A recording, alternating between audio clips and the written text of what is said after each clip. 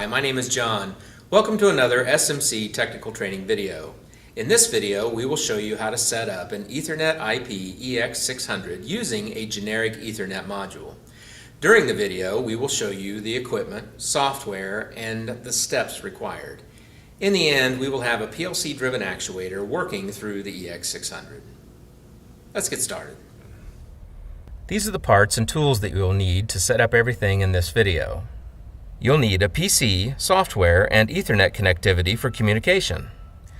To see how we hooked up the hardware, check out our setup video first. Also, make sure to watch our EX600 IP address setup video. First, hook up the actuator to the valve manifold. Then, using the manual overrides, test to make sure everything works. Now, we will start our Ethernet module setup. First, run and install the EDS file for the EX600. Check the video page for more details.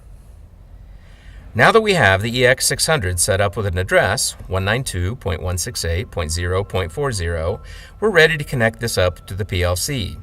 So we'll go into the PLC programming software. We have created a program and given it a name. On the left-hand side under the controller organizer, go to Ethernet, right-click, and tell it you want to add a new module.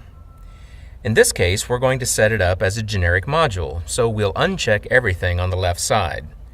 Go to Communication Module, go down and choose the generic Ethernet module, and create. In the new module table, enter the desired name first, then select the Datacom format, and input the IP address set earlier. The input instance is going to be 100, the output is 150, and the configuration is going to be 105. These can be found in the configuration manual for the EX600.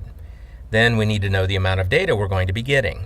In the EX600, because it's configurable, you can have different amounts of data because of the I/O cards that you have installed. If your EX600 is web-enabled, you can look up the required input and output bytes on the IP address web page. Right here is where you can get the data.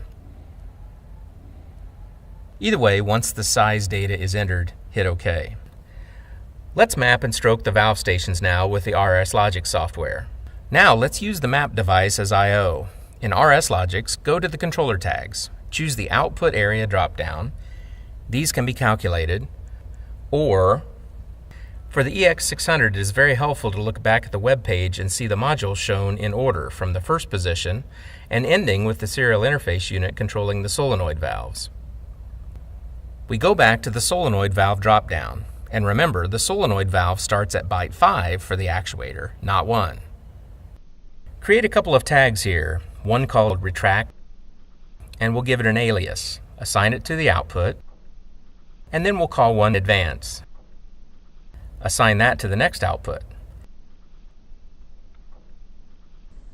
Once done, we save those.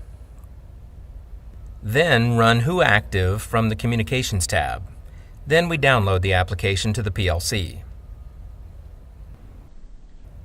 Now put the PLC in run mode.